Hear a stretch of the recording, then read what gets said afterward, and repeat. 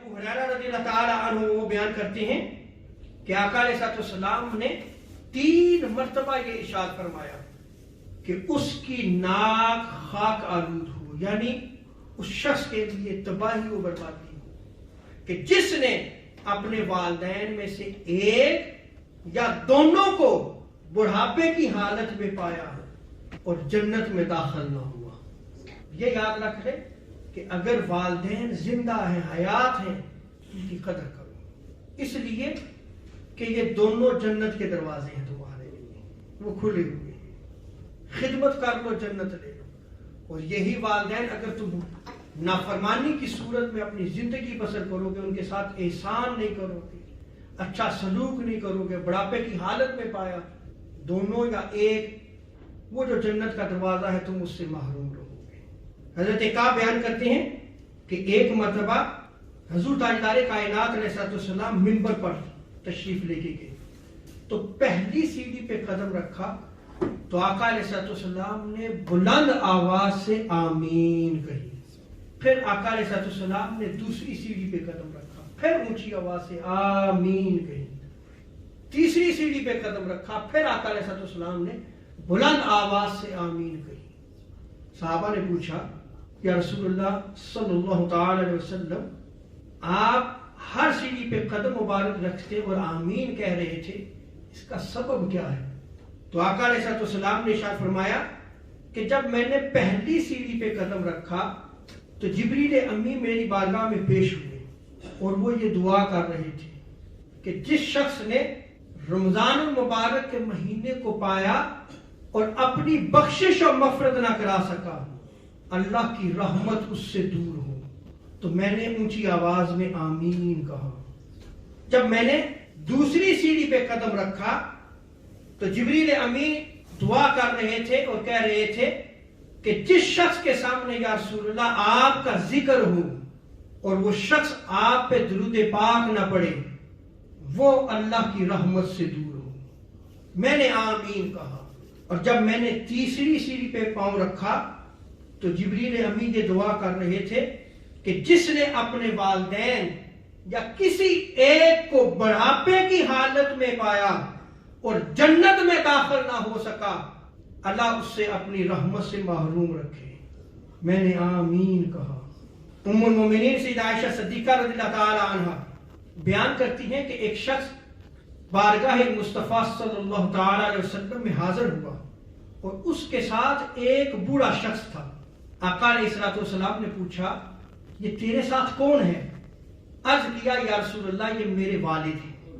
تو حضور تاجدار کائنات علیہ السلام نے ارشاد فرمایا سنو، اپنے والد کے آگے نہ چلا کرو۔ آگے حضور ادب سکھا رہے ہیں کہ اپنے والد کے بیٹھنے سے پہلے نہ بیٹھنا اور اپنے والد کو اس کے نام سے نہ پکارنا اور اس کو گالی کے لیے پیش نہ کرنا۔ جو آخری چیز آقا علیہ السلام نے ارشاد فرمائی کہ اس کو گالی کے لیے پیش نہ کرو، یہ بڑی قابل غور چیز ہے۔ یعنی تم ایسا عمل نہ کرو کہ کوئی تمہارے والدین کو گالی دے۔ جیسے آقا علیہ السلام ارشاد فرماتے ہیں، حضرت عبداللہ بن عمر اس روایت کو نقل فرماتے ہیں کہ کبیرہ گناہوں میں سے ایک یہ چیز ہے کہ جو اپنے والدین کو گالی دے۔ صحابہ کی مجلس تھی، عرض کی یا رسول اللہ کون بدبخت ہے جو اپنے والدین کو گالی دے گا؟ ایسا تو ممکن نہیں۔ تو آقا علیہ السلام نے ارشاد فرمایا کہ ایک آدمی دوسرے کے ماں باپ کو گالی دیتا ہے اور وہ اس کے ماں باپ کو گالی دیتے ہیں، تو یہ ایسا ہی ہے جیسے کہ اپنے والدین کو گالی دینا۔ آگے اللہ تبارک و تعالیٰ نے قرآن مجید میں ارشاد فرمایا وَاخْفِضْ لَهُمَا جَنَاحَ الذُّلِّ مِنَ الرَّحْمَةِ، اور اپنے والدین کے ساتھ محبت اور شفقت کے دونوں پر پھیلا دو، ایسے ان کے ساتھ پیش آؤ، یعنی نرمی اختیار کرو۔ جس چیز کو والدین پسند کریں انہیں اس سے نہ روکو۔ اور حضرت عطا بن ابی رباح آپ بیان کرتے ہیں کہ جب تو والدین کے ساتھ بات کرے تو ان کے سامنے اپنا ہاتھ بلند نہ کر، اور ہاتھ تک نہیں بلند کر سکتے۔ ہاتھ بھی آج بچے ہاتھ کیا، اللہ تعالیٰ معاف کرے، زبان تو وہ روڈ ہوتے ہیں، قرب قیامت کی علامات ہے۔ کہ جامع ترمذی کی روایت میرے سامنے ہے، میں کتاب ساتھ لے کے آیا ہوں، اس میں امام ترمذی نے ذرا غور سے سنیے گا، ایک چیپٹر نیم قائم کیا ہے باب ما جاء فی علامات حلول المسخ والخسف، کہ زمین پہ دسنے اور صورت تبدیل ہونے کی علامت، یعنی چہرے مسخ ہو جائیں گے، زلزلے آئیں گے اور زمین پہ دسا دیا جائے گا، اس کا بیان ہے۔ حضرت مولا علی المرتضیٰ رضی اللہ تعالیٰ عنہ بیان کرتے ہیں کہ حضور تاجدار کائنات صلی اللہ علیہ وسلم نے ارشاد فرمایا کہ جب میری امت 15 چیزیں کرنے لگے تو اس پر مصیبت نازل ہوگی۔ جب مال غنیمت کو دولت، امانت کو غنیمت اور زکوٰۃ کو تاوان سمجھا جانے لگے، آدمی اپنی بیوی کی فرما برداری کرے اور اپنی ماں کی نافرمانی کرے گا، اپنے دوست پر احسان کرے، اس کے ساتھ بڑا اچھا ریلیشن ہوگا اس کا، اور اپنے باپ پر ظلم کرے۔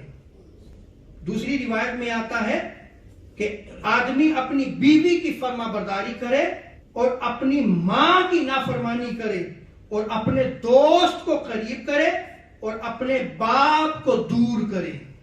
اور آگے آقا علیہ السلام ارشاد فرماتے ہیں کہ جب مساجد میں آوازیں بلند ہونے لگیں اور رذیل، کمتر، کمینہ آدمی قوم کا لیڈر بن جائے، شر کے خوف سے آدمی کی عزت کی جائے، عزت کس وجہ سے کہ یہ مجھے نقصان نہ پہنچا دے، شراب پی جائے، ریشم پہنا جائے، گھروں میں گانے والی لونڈیاں اور باجے رکھے جائیں، ٹیلی ویژن، اور اس امت کے آخر میں آنے والے پہلے والوں پر لعنت بھیجیں۔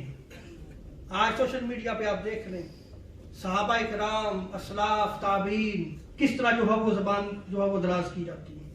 تو حضور شاہ فرماتے ہیں کہ جب یہ 15 چیزیں پوری ہو جائیں تو اس وقت تم سرخ آندھی یا زمین میں دنسنے اور صورت تبدیل ہونے کا انتظار کرو کہ تمہارے چہرے مسخ ہو جائیں گے۔